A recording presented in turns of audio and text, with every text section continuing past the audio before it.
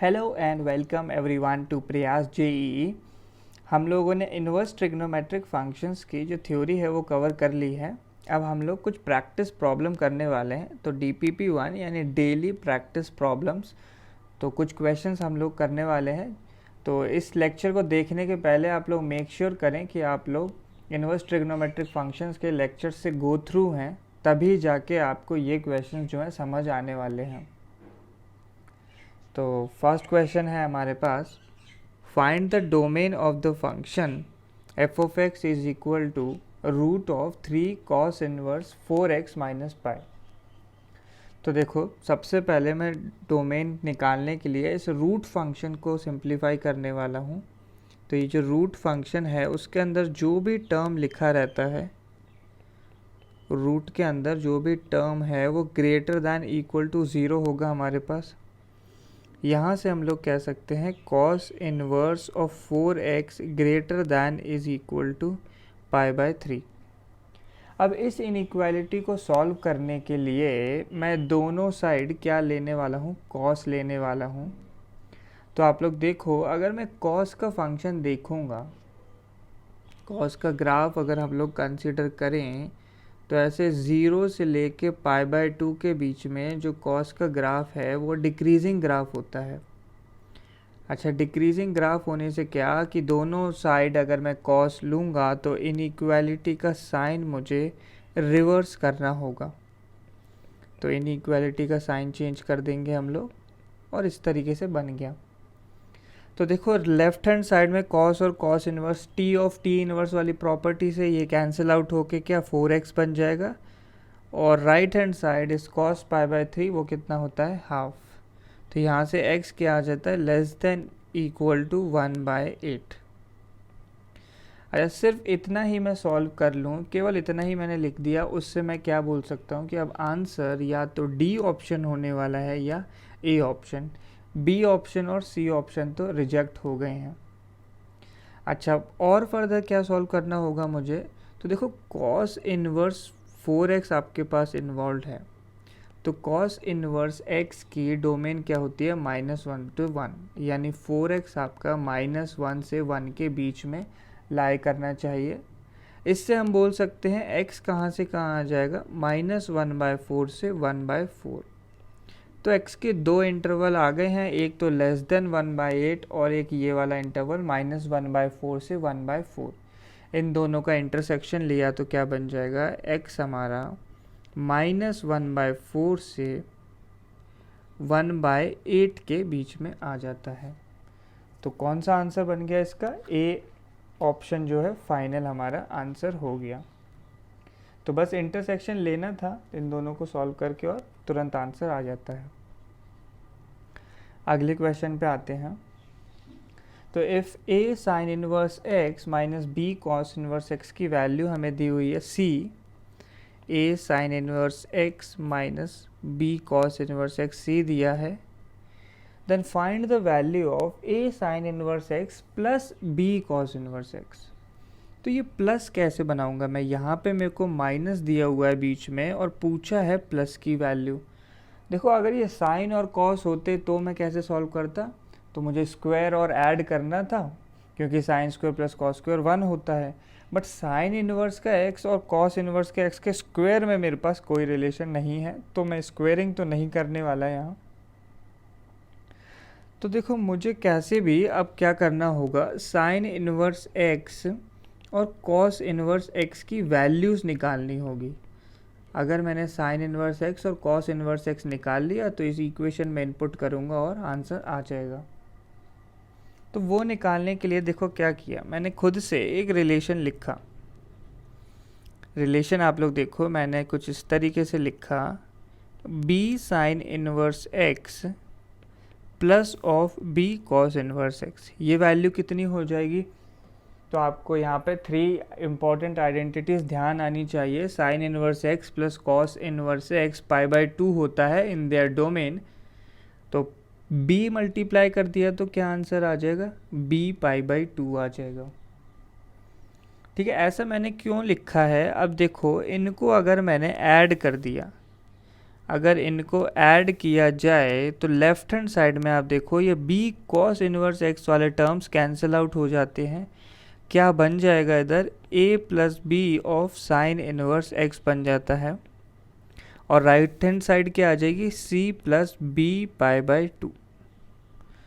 तो यहाँ से मैंने साइन इनवर्स x की वैल्यू जो है निकाल ली है, वो कितनी आ गई है b pi by 2 plus c upon a plus b. तो यहाँ से हमने साइन इनवर्स x की वैल्यू निकाल ली है। अब ऐसे ही कॉस इनवर्स x की वैल्यू निकालूंगा और उन दोनों को सिंपली ऐड कर देंगे। तो उसके लिए हम लोग फिर से इक्वेशन लिखेंगे। तो पहला तो हमारा गिवन इक्वेशन है a sine inverse x minus B cos inverse x is equal to C. अच्छा, अब मुझे साइन इनवर्स कैंसिल आउट करना है, तो a साइन इनवर्स x है तो क्यों ना मैं एक इक्वेशन लिखूं minus a sine inverse x की। ऐसे ही साथ में लिख लिया minus a cos inverse x। तो अब ध्यान से देखो तो sign inverse x plus cos inverse x को सिर्फ a से मल्टीप्लाई किया है, तो ये वैल्यू क्या बन जाएगी, ये होगा माइनस a पाई बाई 2 के इक्वल होने वाला है। तो बड़ा ही इजी तरीके से लिखा है मैंने। अब सिंपली क्या करूँगा, इन दोनों को ऐड करूँगा और आंसर आ जाएगा। ऐड किया तो देखो साइन इनवर्स के टर्म्स तो जो हैं कैंसिल आउट हो जाते हैं हमारे, और कॉस इनवर्स के टर्म्स देखो क्या बनता है माइनस ए, ऐसे माइनस कॉमन लिया तो a plus b cos inverse x बन गया, और राइट हैंड साइड बनती है c minus of a pi by 2। Minus से मैंने डिवाइड कर दिया, दोनों साइड -1 से डिवाइड किया, तो देखो साइंस चेंज करने पड़ेंगे, a pi by 2 minus c बन जाएगा। इससे कॉस इनवर्स x कितना आ जाता है a pi by 2 minus c upon a plus b. आपको साइन इनवर्स x मिल गया, कॉस इनवर्स x मिल गया। अब सिंपली उनकी वैल्यूज रखो और आंसर निकालना है। हमें क्या आइडेंटिफाई करना था, किसकी वैल्यू निकालनी है, a sine inverse x plus b cos inverse x की। साइन इनवर्स x कितना आ जाता है हमारा, साइन इनवर्स x आया था b pi by 2 plus c, इसको पूरा ब्रैकेट में लिखते हैं, upon a plus b, plus b into cos inverse x आ गया हमारा a pi by 2 minus c upon a plus b. तो देखो a प्लस बी तो हमारा डिनोमिनेटर में रहने ही वाला है। न्यूमरेटर्स को थोड़ा सिंप्लीफाइड फॉर्म में अगर मैं लिखूं तो a b pi by 2 plus a c plus a b pi by 2 minus of b c बन गया। इसी एक्सप्रेशन को आप लोग देखो तो ये जो टर्म है a b pi by 2 plus a b pi by 2 add होके क्या बन गया हमारे पास ए बी पाई बन जाता है, प्लस अब जो रिमेनिंग टर्म्स हैं उनमें से c कॉमन लिया तो a माइनस बी ब्रैकेट में और डिनोमिनेटर में a प्लस बी। तो ये हमारा आंसर आ जाता है। तो ये कौन सा ऑप्शन आप लोगों को दिख रहा है, तो ये डी ऑप्शन के इक्वल है। बस डी ऑप्शन हमारा आंसर हो गया। आगे बढ़ते हैं next question, question number 3।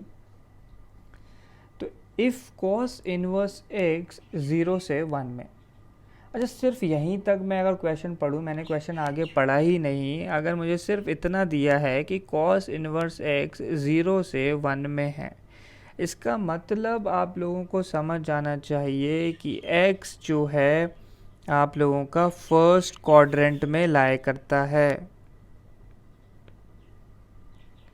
x जो है एक फर्स्ट क्वाड्रेंट का एंगल हो गया। ये चीज़ आप लोगों को बिल्कुल समझ में आनी ज़रूरी है। नेक्स्ट, अब या फिर मैं इसकी वैल्यूज़ आपको निकाल के बताऊं एग्जैक्टली। तो देखो कॉस इनवर्स x 0 से 1 में लाई करता है, मैंने कॉस लिया, कॉस 0 से 1 में एक डिक्रीजिंग ग्राफ है तो इनइक्वालिटी के साइन चेंज करने होंगे, तो कुछ इस तरीके से बन जाएगा, कॉस ऑफ 1 आ जाएगा यहाँ पे। कॉस 0 आपका क्या होता है, कॉस 0 1 के इक्वल होता है, और यहाँ से x कैंसिल आउट और cos 1 तो सिंपली cos 1 हो जाएगा। तो ये x जो है फर्स्ट क्वाड्रेंट वाली वैल्यूज आ गई हैं आपके पास। नेक्स्ट, अब मुझे ये एक्सप्रेशन जो दिख रहा है इसे थोड़ा सिंप्लीफाई करना है। तो इस एक्सप्रेशन को सपोज मैंने s मान लिया, तो s लिखा है 1 plus sine cos inverse x plus अगला टर्म देखो इसी साइन कॉस इनवर्स x का होल स्क्वायर लिखा है। ऐसे ही चलते जा रहे हैं अप टिल इन्फिनिटी। तो ये हमारे पास ज्योमेट्रिक प्रोग्रेशन है, इनफाइनाइट ज्योमेट्रिक सीरीज है। तो sum of infinite terms of GP क्या होता है? 1/1 माइनस ऑफ आर। तो 1/1 माइनस क्या बन जाएगा? आर क्या है? देखो sine of cos inverse x से हम लोग मल्टीप्लाई कर रहे हैं, तो sine of cos inverse x से मल्टीप्लाई किया गया। ये वैल्यू किस चीज़ के इक्वल दी हुई है? 2 के इक्वल दी है। तो यहाँ से सॉल्व करके क्या बनता है? 1 minus sine of cos inverse x किसके इक्वल आ गया? 1/2 के। यहाँ से sine of cos inverse x कितना हो जाएगा? 1 माइनस 1/2, तो वो 1/2 हो गया। अब इस वैल्यू के बाद तो मुझे सिंपली सॉल्व करना है। अब हमें पता है कि ये जो कॉस इनवर्स एक्स है 0 से 1 के बीच में लाई करता है, 0 से 1 के बीच में लाई करता है। तो कॉस इनवर्स एक्स की कौन सी वैल्यू मुझे लेनी होगी सच दैट उसका साइन जो है 1 हो जाए? तो मुझे लेना चाहिए π/6। ठीक है, वैसे देखा जाए तो मैं पाई माइनस π/6 वैल्यू भी कंसिडर कर सकता था, दैट इज़ 5π/6। बट आप लोगों को साफ साफ यहाँ पे लिखा हुआ है कि कॉस इनवर्स एक्स 0 से 1 में होना चाहिए। तो मैंने ये वाली वैल्यूज़ कंसीडर कर ली। सिंपली कॉस इनवर्स एक्स की वैल्यू π/6 और कॉस इनवर्स एक्स अगर π/6 है तो x कितना हो जाता है हमारा? √3/2। तो बस ये आंसर आ जाएगा √3/2। अगले क्वेश्चन पे आते हैं। तो next question, find the number of values of x satisfying the equation. तो ऐसे tan इनवर्स के अंदर कोई टर्म दिया है और cot इनवर्स के अंदर भी एक टर्म और वैल्यू है इक्वल टू π/2। तो मैं आपको एक आइडेंटिटी याद करा देता हूँ। इसके पहले बेसिक आइडेंटिटीज़ थी हमारे पास कि tan inverse x plus cot inverse x π/2 होता है हमेशा। ठीक है, हमेशा π/2 होता है। तो लेफ्ट हैंड साइड में π/2 दिया है। ऐसा तब होता है जब tan इनवर्स का आर्ग्यूमेंट और cot इनवर्स का आर्ग्यूमेंट सेम हो। तो इस क्वेश्चन को सॉल्व करने के लिए tan इनवर्स का आर्ग्यूमेंट और cot इनवर्स का आर्ग्यूमेंट मैं सेम कर दूंगा। तो x minus x³/4 plus x⁵5/16 ऐसे इन्फिनिटी तक जा रहा है ये एक्सप्रेशन। ये किसके इक्वल बन जाएगा? x plus x²/2 plus x³/4 ऐसे इन्फिनिटी तक जाने वाला है। अच्छा, लेफ्ट हैंड साइड को ध्यान से देखो तो ये एक ज्योमेट्रिक प्रोग्रेशन है। एक जीपी है, एक जीपी जिसका कॉमन रेशो क्या है? आप लोग देखो, ऑल्टरनेट साइंस आ रहे हैं, मतलब कॉमन रेशो नेगेटिव होगा। x की पावर देखो 2 बढ़ती जा रही है तो x² आएगा। और डिनोमिनेटर में देखो 4 का फैक्टर है, पहले 1, 4 से मल्टीप्लाई किया 4, फिर 4 से किया 16। तो हमारा r है यहाँ पे -x²/4। राइट हैंड साइड भी एक ज्योमेट्रिक प्रोग्रेशन है। इसका कॉमन रेशो कितना आ जाएगा? डायरेक्ट देख के बता सकते हैं, यहाँ तो x/2 आएगा। तो बस इन्हें सॉल्व किया। इनफाइनाइट सीरीज़ है, इनफाइनाइट जीपी का सम होता है हमारे पास a/1 माइनस ऑफ r। तो a/1 minus are, first term क्या है? x/1 माइनस आर कितना लिखना होगा मुझे? -x²/4। और सेकंड राइट साइड वाली एक्सप्रेशन क्या आ जाती है? x/1 minus x/2। तो बस इसे सॉल्व करते ही आंसर आ जाएगा। देखो मैंने एक x जो है ऐसे कैंसिल आउट कर लिया, बट कैंसिल आउट करने से एक फैक्टर कौन सा लॉस हो जाएगा, x की वैल्यू 0 जो है कभी नहीं आ पाएगी अगर मैं कैंसिल आउट करता हूँ तो कैंसिल आउट किया मैंने और लिख लिया कि x इज इक्वल टू 0 एक आंसर है। और फिर ये सिंप्लीफाई किया तो 1/1 प्लस एक्स बाई 2 का होल स्क्वायर लिखा हुआ है, ये is equal to 1/1 minus x by 2। Further simplify करने पे ये वैल्यू बन जाती है x बाई 2 का whole square is equal to minus of x by 2। इसको सॉल्व करना है तो देखो ये सॉल्व कैसे होगा, मैंने दोनों को एक ही साइड में ट्रांसफ़र कर लिया, is equal to 0, x by 2 common लिया तो ब्रैकेट में आ जाता है x बाई 2 प्लस 1। तो यहाँ से हम बोल सकते हैं कि x की वैल्यू आप लोगों के पास या तो 0 आ जाएगी या फिर x की वैल्यू को -2 होना पड़ेगा। ये x बाई 2 ये 0 पे 0 होता है और ये वाला फैक्टर -2 पे 0 होता है, तो दो पॉसिबल वैल्यूज़ हैं 0 और -2। बट इस क्वेश्चन का आंसर ना तो 0 है ना -2 है ना 2 है, नंबर ऑफ़ वैल्यूज़ पूछे तो वो 2 नहीं है। ऐसा किस लिए? ऐसा इसलिए, आप लोग देखो मॉड ऑफ x कहाँ से कहाँ दिया है, 0 से 2, यानी x कहाँ से कहाँ होना चाहिए आपका -2 से 2, जिसमें से 0 भी एक्सक्लूड करना है क्योंकि 0 पे इक्वल नहीं लगा है। तो ना तो 0 आंसर है ना -2, तो इस क्वेश्चन का कोई आंसर नहीं है, नो सॉल्यूशन। इसीलिए नंबर ऑफ सॉल्यूशंस कितने, 0। This is our answer. Number of x पूछा हुआ था। तो बस ये क्वेश्चन हो गया पूरा। अगला question, question number 5, find number of integral ordered pairs x, y satisfying the equation. तो इक्वेशन किस तरीके से दी हुई है, आर्क टैन का क्या मतलब होता है, टैन इनवर्स, तो tan inverse 1/x plus tan inverse 1/y is equal to tan inverse 1/10। ये हमारी इक्वेशन है। अब आप देखो कोई भी इक्वेशन है, मैं दोनों तरफ इसके क्या ले रहा हूँ, टैन कंसीडर कर रहा हूँ। दोनों तरफ टैन कंसीडर किया तो लेफ्ट हैंड साइड को जब ऐसे लिखिए tan of a plus B और right hand side tan of tan inverse 1/10, तो राइट हैंड साइड पे तो सिंपली मैंने टैन और टैन इनवर्स कैंसिल आउट किया और ये वैल्यू 1/10। अब लेफ्ट हैंड साइड को आप देखो, tan of a plus B होता है tan a plus tan B upon 1 minus tan a tan B.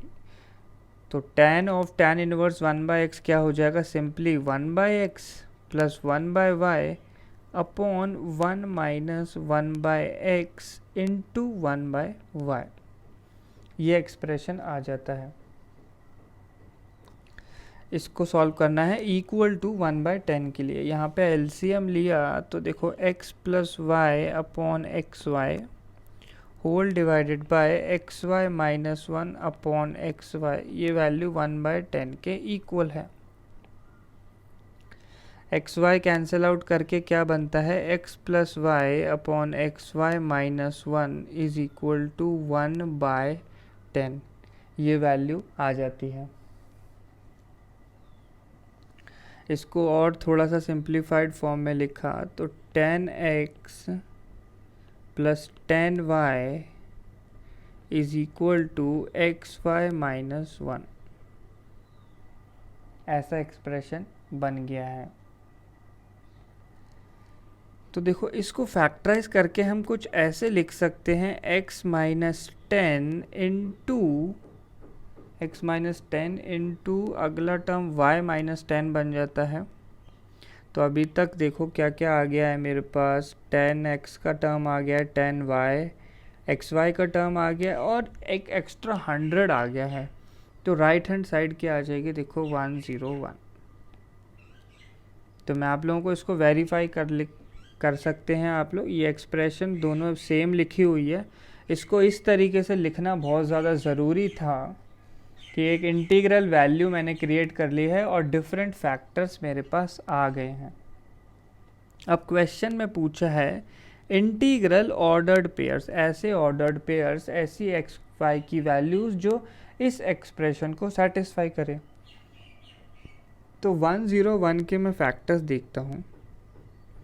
101 जो है इसको अगर फैक्टराइज किया जाएगा तो हम इसे क्या लिख सकते हैं, ये एक प्राइम नंबर है, एक ऐसा प्राइम नंबर है। तो प्राइम नंबर को तो हम लोग केवल ऐसे ही लिख सकते हैं 1 इंटू 101 या फिर 101 इंटू 1, दो ही तरीके हैं लिखने के।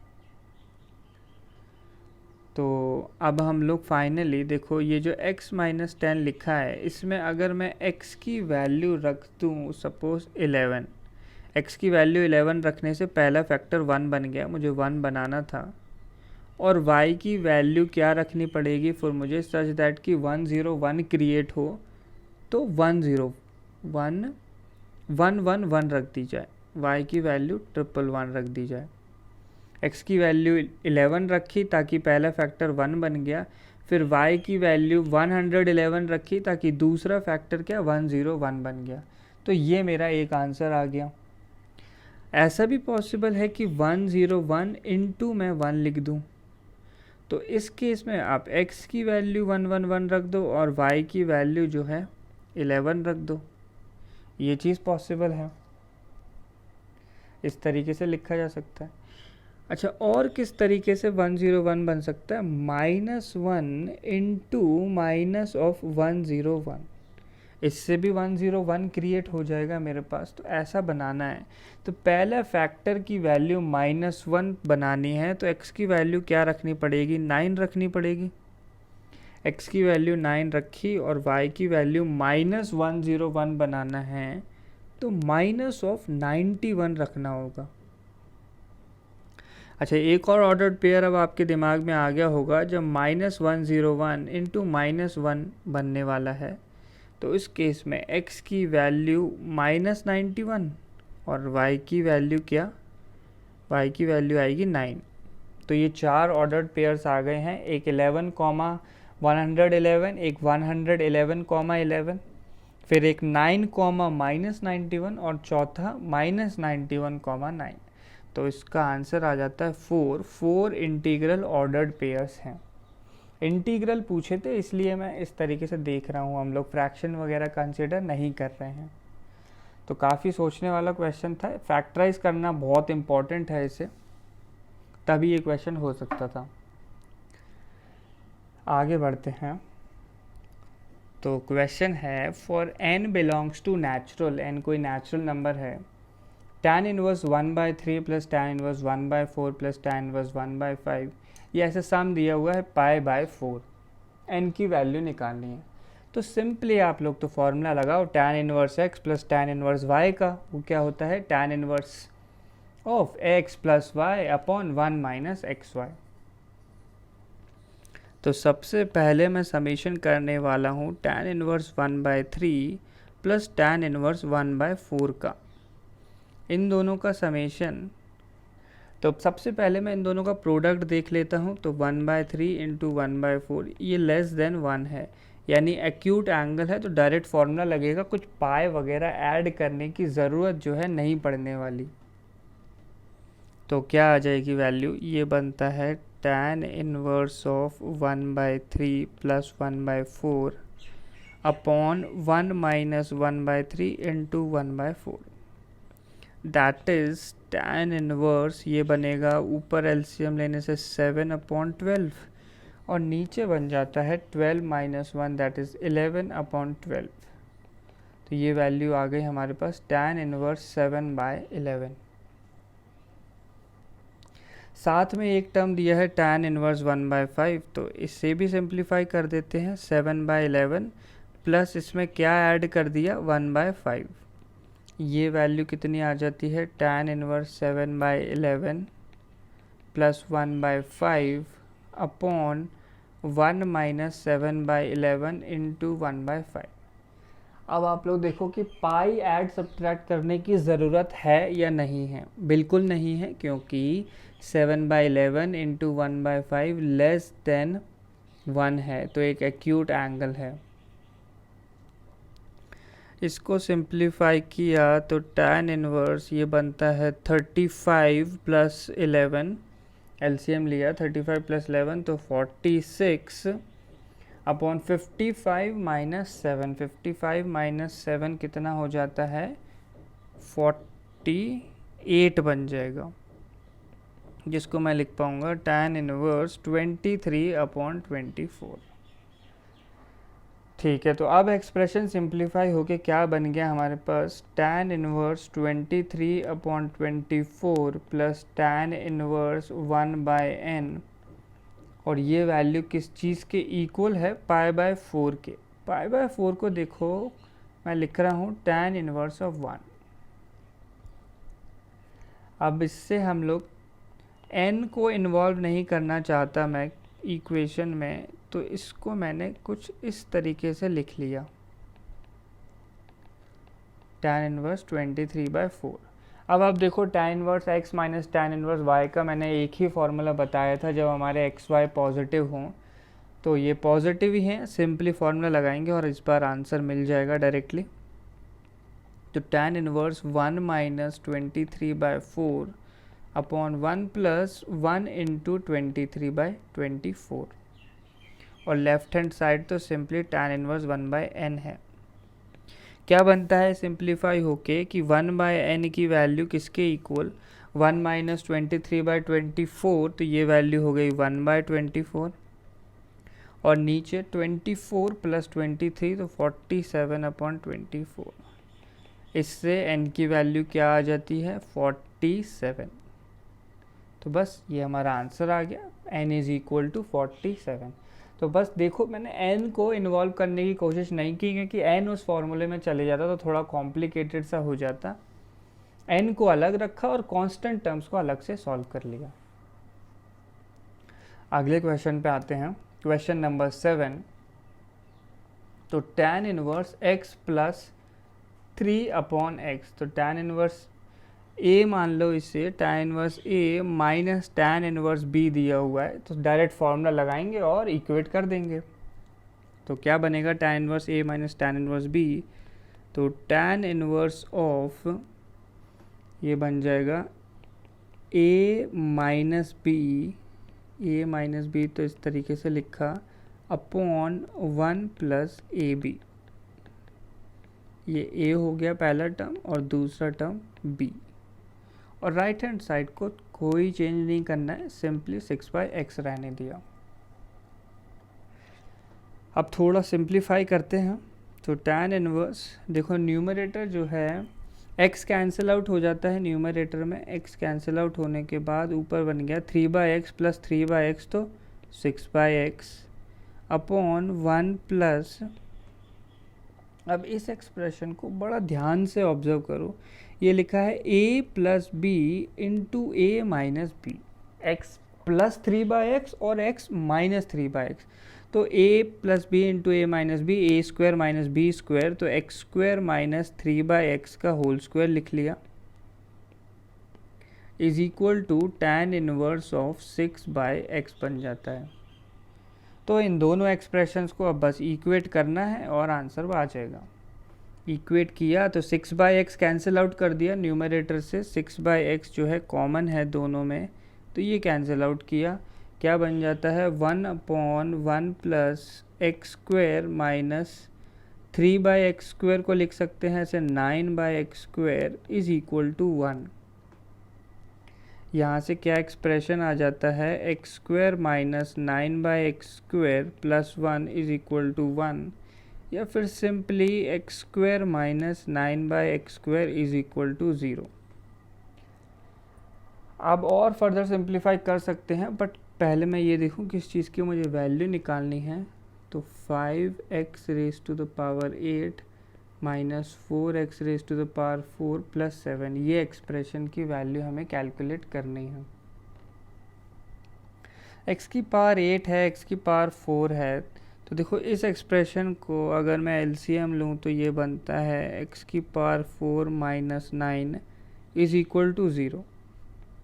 यहाँ से x की पावर 4 की वैल्यू आ गई 9, x की पावर 4 आ गया है, मुझे फर्दर सिंप्लीफिकेशन की ज़रूरत नहीं है, क्योंकि 5x की पावर 8 को हम क्या लिख सकते हैं, x की पावर 4 का होल स्क्वायर, दैट इज, तो 9 का स्क्वायर आ जाएगा, -4 इंटू 9 प्लस 7, तो 9 का स्क्वायर इज 81, 81 इंटू 5 किया तो 405 आ जाएगी ये वैल्यू, -4 इंटू 9 हो गई वैल्यू 36, प्लस 7 किया तो ये वैल्यू सिंप्लीफाई करेंगे तो 4112 माइनस 36, तो 24 कम किया तो 376 आ जाएगी ये वैल्यू,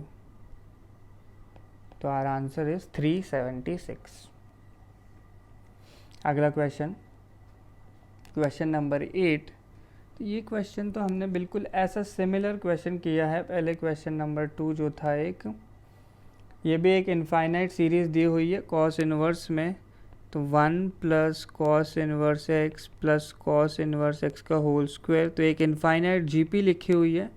एक इनफाइनाइट जीपी का सम क्या होता है, a upon 1 minus r. a क्या है यहाँ पे 1 अपॉन 1 माइनस आर, आर क्या है कॉमन रेशो, तो कॉस इनवर्स एक्स देखो कॉमन रेशो है, पहले टर्म को कॉस इनवर्स से मल्टीप्लाई किया फिर दूसरे को, तो cos inverse x common ratio है और ये वैल्यू दी है इक्वल टू 2। इसे सॉल्व किया तो 1 माइनस कॉस इनवर्स एक्स की वैल्यू हाफ आ जाती है, या फिर कॉस इनवर्स एक्स की वैल्यू ही हाफ। अब इसको सॉल्व करके एक्स की वैल्यू निकालनी है। अच्छा तो देखो एक्स की वैल्यू अगर मुझे निकालनी है तो मैं दोनों तरफ कॉस ले रहा हूँ इस इक्वेशन में, तो cos of cos inverse x is equal to cos of half. यहाँ पे कॉस और कॉस इनवर्स कैंसिल, तो एक्स की वैल्यू सिंपली कॉस हाफ, ये आंसर है, इसका आंसर है कॉस हाफ। अगले question, question number 9, find the domain of definition of the function root of cos inverse x minus 2 sine inverse x. तो root लगा है, जो भी टर्म रूट के अंदर लिखा है बिना सोचे उसे एक बार तो हमें क्या करना चाहिए, ग्रेटर देन इक्वल टू 0। अब इसे सॉल्व करना है। तो देखो मैंने कई बार क्वेश्चन करते समय बताया है कि अगर कोई भी ट्रिग्नोमेट्रिक फंक्शन या इन्वर्स ट्रिग्नोमेट्रिक फंक्शंस में इक्वेशन है, सॉल्व करना है अगर उन्हें, तो किसी एक ट्रिग्नोमेट्रिक रेशो में एक्सप्रेशन लिखना है।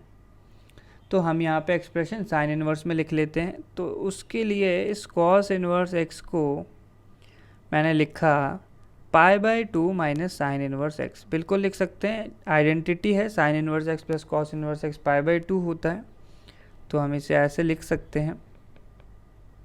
तो greater than equal to 0 quantity बन गई है।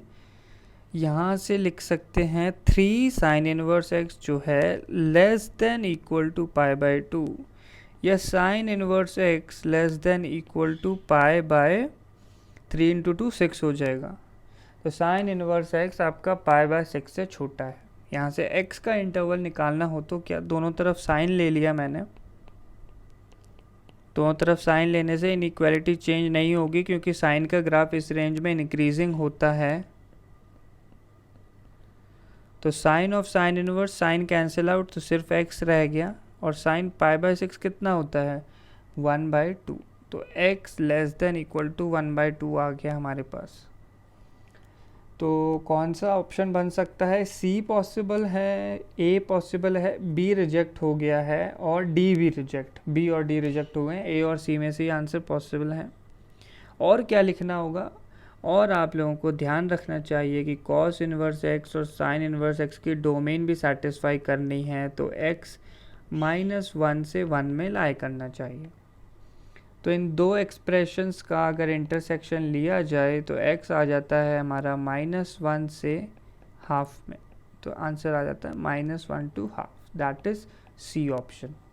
तो C ऑप्शन हमारा आंसर बन गया। अगला क्वेश्चन तो इफ़ साइन इनवर्स एक्स का whole square plus sine inverse Y whole square plus sine inverse Z whole square 3π² के इक्वल दिया है, तो इसे सिंप्लीफाई करना है तो इस तरीके से सोचा जाए कि राइट हैंड साइड को मैंने ऐसे लिखा 3π/4 की बजाय इसे लिखा π²/4 प्लस π²/4 प्लस π²/4। ऐसा लिख के अब आप समझ ही गए होंगे कैसे करना है इस क्वेश्चन को। तो साइन इनवर्स एक्स की रेंज क्या होती है, -π/2 से π/2। अगर स्क्वायर करोगे तो π²/4 बन जाएगा, यानी इंडिविजुअली साइन इनवर्स एक्स का होल स्क्वायर और साइन इनवर्स वाई का होल स्क्वायर और साइन इनवर्स जेड का होल स्क्वायर, ये सारे की सारे किसके इक्वल हैं, π/2 के होल स्क्वायर के। अच्छा, π/2 का होल स्क्वायर तो -π/2 से भी क्रिएट हो सकता है और π/2 से भी, यानी कि ये जो x, y और z हैं इनकी पॉसिबल वैल्यूज़ क्या क्या हो सकती हैं, 1 एंड -1।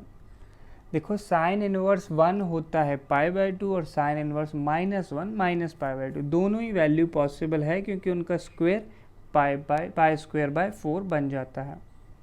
तो x की वैल्यू या तो मुझे 1 लेनी होगी या -1 लेनी है। ऐसे ही y की वैल्यू 1 या -1 और z की वैल्यू भी 1 या -1। हमें किस एक्सप्रेशन की वैल्यू निकालनी है, x - y + z। तो पहले तो मैं डिफरेंट कॉम्बिनेशंस निकाल लूँ x, y, z के। कितने कॉम्बिनेशन पॉसिबल हैं x, y और z के। देखो x की 2 पॉसिबल वैल्यूज़ हैं, 1 - 1, y की 2 पॉसिबल वैल्यूज, z की 2 पॉसिबल वैल्यूज। तो बेसिक पीएनसी से मैं बता सकता हूँ 8 डिफरेंट कॉम्बिनेशंस आने वाले हैं। तो लिखते हैं इन सारे कॉम्बिनेशंस को, x, y, z की वैल्यूज़ को। तो मैं नेगेटिव से सपोज शुरू करता हूँ कि सब को मैंने पहले -1 चूज़ कर लिया, फिर पॉजिटिव बनाना है हमें जो वैल्यूज़ को। ऐसे 2 पॉजिटिव हो गए, फिर 2 पॉजिटिव के अगर मैंने परम्यूटेशंस देखे तो कुछ इस तरीके से बन जाएगा। फिर एक बार बीच में भी -1 आएगा, तो 4 कॉम्बिनेशंस ये हो गए। एक कॉम्बिनेशन होगा जब तीनों पॉजिटिव होंगे। अब 2 नेगेटिव और 1 पॉजिटिव ले लेते हैं, -1 1 -1। एक और रह गया है जब दोनों -1 इधर लेफ्ट में और एक 1। तो ये 1 2 3 4 5 6 7 8 कॉम्बिनेशन बन गए हैं। हमें वैल्यू किस एक्सप्रेशन की चाहिए, x - y + z की। तो इस पहली के लिए क्या वैल्यू आ जाती है, -1 + 1 हो गया 0, -1 आ जाती है ये वैल्यू। सेकंड कॉम्बिनेशन के लिए -2 + 1, तो ये वैल्यू फिर से -1। थर्ड कॉम्बिनेशन के लिए वैल्यू 1 - 1 इज़ 0, -1 आ जाएगा फिर से। फोर्थ के लिए 1 - 1 के लिए तो ये वैल्यू आ जाती है 1 + 1 + 1 बन जाता है 3 आ जाएगी ये वैल्यू। जब तीनों 1 है तो फिर से 1 आएगा। 1 + 1 2 - 1 बनेगा इस केस में, तो 2 - 1 इज़ 1। यही बनना चाहिए ना, यहाँ पे ये बनेगा 1 + 1 - 1, तो 2 - 1 1 आएगा सिंपली। अगले कॉम्बिनेशन में -1 -1 -1, तो -3। लास्ट कॉम्बिनेशन इज़ -1 + 1 + 1, तो 2 - 1 इज़ 1। तो क्या क्या डिफरेंट पॉसिबल वैल्यूज़ आई हैं, एक -1 आया, एक आपका 1 आया, एक 3 और एक -3। तो 4 डिफरेंट पॉसिबिलिटीज़ आ गई है हमारी x minus y plus z की। क्वेश्चन क्या है, पूछा है then the value can be, तो क्या वैल्यू हो सकती है, ये चारों ही वैल्यू हो सकती हैं। मल्टी करेक्ट क्वेश्चन था, ABCD आंसर आ जाएगा इसका, चारों की चारों आंसर होंगे। तो इस DPP में सिर्फ इतना ही, ये 10 क्वेश्चंस काफ़ी अच्छे थे। आप लोग खुद से कोशिश करिए इन क्वेश्चंस को करने की। अगर ये क्वेश्चंस आपसे हो रहे हैं, अच्छे लग रहे हैं, लेक्चर्स आपके क्लियर हैं, please like this video, share it with your friends and classmate and don't forget to subscribe.